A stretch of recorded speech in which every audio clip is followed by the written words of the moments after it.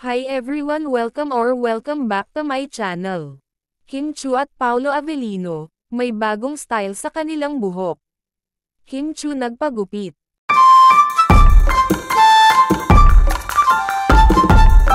Busy si Kim Chiu at Paolo Avellino ngayon, lalong-lalo na sa kanilang maraming projects. Lalong-lalo na si Kim Chiu nakaliwat kanang ang mga blessings. Makikita nga si Kim Chiu at Paolo Avellino kung saan kasama nila ang kanilang mga staff sa bago nilang teleserye at kasama nga nila ang directors ng kanilang bagong teleserye at ito din ang director ng Linlang na kanilang pinagbidahan din na talagang minahal ng kanilang mga fans. Magpapatuloy ang on-screen tandem ng kapamilya stars na sina Kim Chiu at Paolo Avellino dahil nakatakda silang magbida muli sa upcoming project na The Alibay. Ito ang inihayag ng Dreamscape Entertainment ng ABS-CBN noong Miyerkules ika-18 ng Hunyo, sa pamamagitan ng isang post sa social media.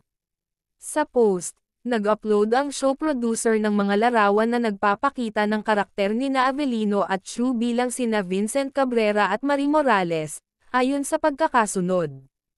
Ang Alibay ay isinulat ni Danica May Domingo at ididirect nina FM Reyes at Jojo Saguan.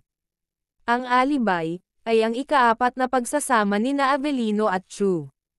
Unang nagkatrabaho ang dalawa sa hit series na Linlang, na ipinalabas noong 2023 sa Prime Video bago ito ipinalabas sa libreng TV noong unang bahagi ng 2024.